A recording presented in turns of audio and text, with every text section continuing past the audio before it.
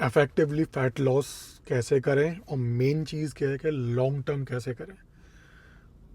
तो बहुत लोग क्या करते हैं कि भाई एकदम से ज़बरदस्त डाइटिंग से गए थे। डाइटिंग जो इंडिया में लोग डाइटिंग जिसको कहते हैं, उस वाली डाइटिंग को रेफ़र करता हूँ मैं, कि एकदम से बॉयल खाना शुरू कर दिया, अनाप शनाप तरीके से क्रैश डाइटिंग करके वेट लॉस कर लिया। फ़ैट लॉस नहीं बोल रहा मैं, वेट लॉस कर लिया। एंड फिर थक गए उस चीज़ से, फ्रस्ट्रेट हो गए क्योंकि वो लॉन्ग टर्म वो कैरी नहीं कर सकते। एंड उनने छोड़ दिया एंड अपना जितना वेट था उसको उससे कहीं ज़्यादा दोबारा से गेन कर लिया। अपने बहुत सारे रिलेटिव्स भी मैंने ये शिकायत करते देखे हैं, और भी बहुत लोग, कि हम तो करते ही नहीं है अभी डाइटिंग वगैरह, हमें वेट लॉस नहीं करना, क्योंकि हम करते हैं तो दोबारा हमें और ज़्यादा मोटे हो जाते हैं पहले से भी।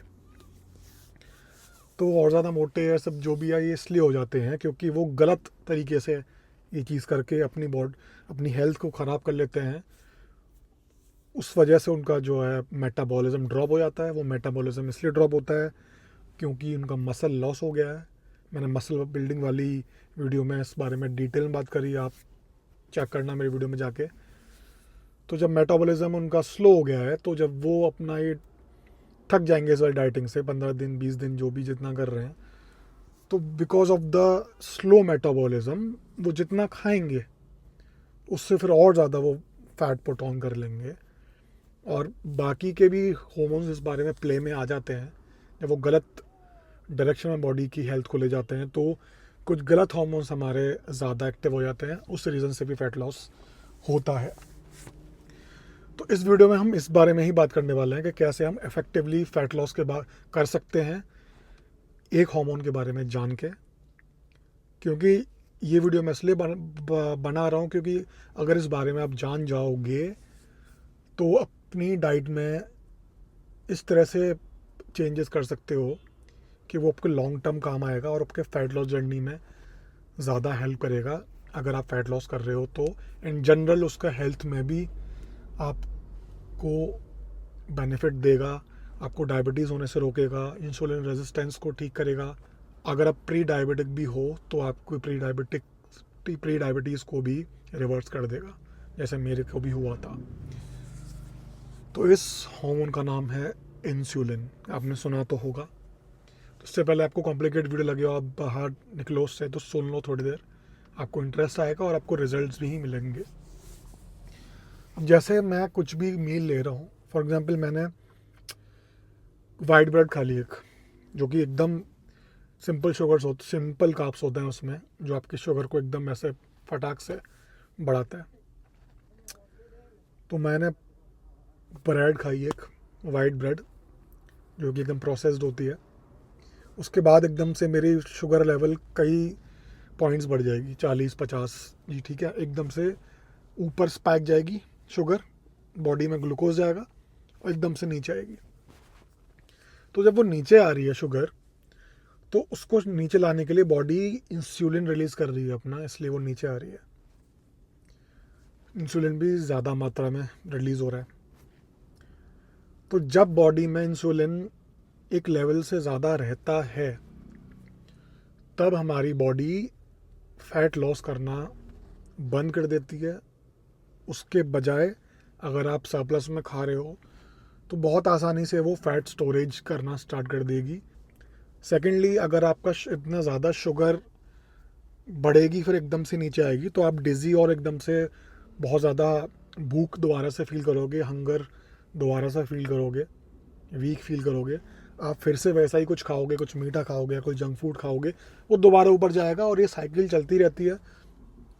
और बहुत सारे लोगों का यही लाइफस्टाइल है, बहुत सालों से वो यही कर रहे हैं। अब चाहे जिम जा रहे हैं नहीं जा रहे हैं डजेंट मैटर, बट अगर वो इसी तरह का कुछ पैटर्न फॉलो कर रहे हैं अपने लाइफस्टाइल में, तो बॉस पहले आपका कोई स्कोप नहीं है। आप वेट लॉस करो भी ना, अगर आप वेट लॉस करोगे भी तो आप मसल लॉस करोगे। इफेक्टिव फैट लॉस आपके लिए करना बहुत ज़्यादा मुश्किल होगा। सो मुद्दे की बात पे आ जाता हूँ। तो अगर आप फैट लॉस करना चाहते हो तो आपको अपने डाइट इस तरह से रखनी पड़ेगी कि जो फूड आपका ज़्यादा बॉडी में अचानक से ग्लूकोज स्पाइक ना बढ़ाए, ठीक है। एंड वो अगर ज़्यादा ग्लूकोज स्पाइक नहीं बढ़ाएगा तो उसकी वजह से बॉडी में ज़्यादा इंसुलिन भी राइज नहीं करेगा।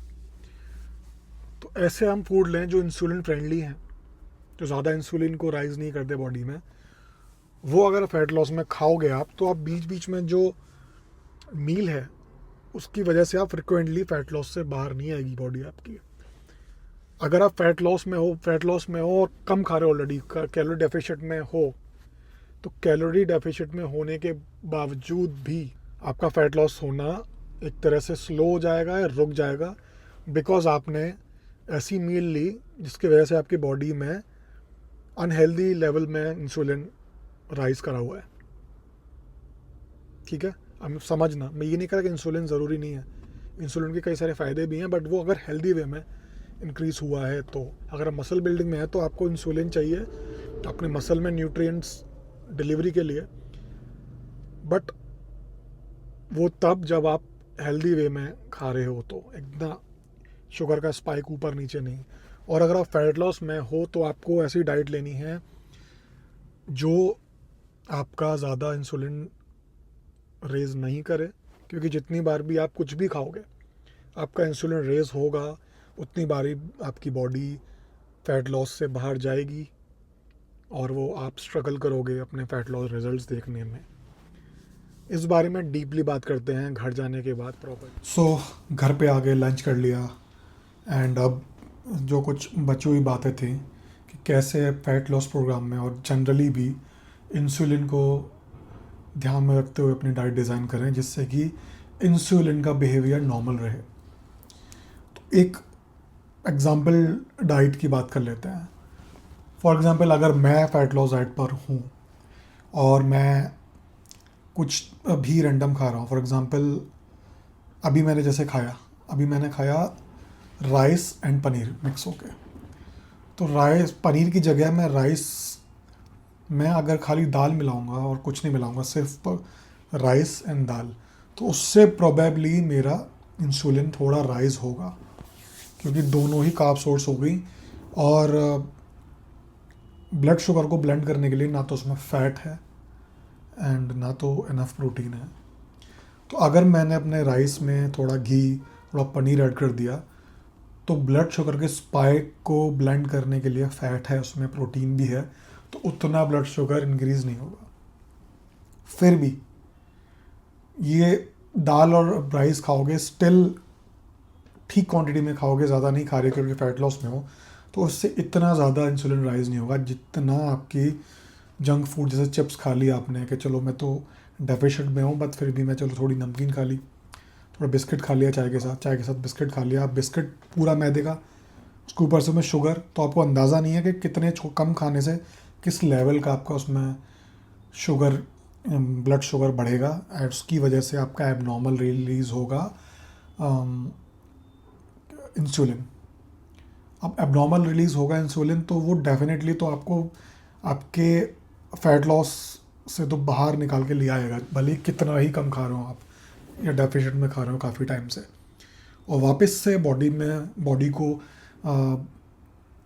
फ़ैट लॉस में जाने के लिए थोड़ा एडजस्टमेंट, थोड़ा टाइम लगेगा। और वो जैसे ही अगर थोड़े से फ़ैट लॉस में जाएगी, आप फिर थोड़ा सा कुछ स्नैक खा लोगे, क्योंकि मिथ ये है कि फ़ैट लॉस में जब जाते हैं तो आपको बताया जाता है कि छोटा थोड़ा पोर्शन खाते रहो, 6 टाइम खाओ, 8 टाइम खाओ, इवनिंग स्नैक खाओ, ब्रेकफास्ट खाओ, पोस्ट ब्रेकफास्ट खाओ, मतलब बहुत सारे मील्स बताए जाते हैं।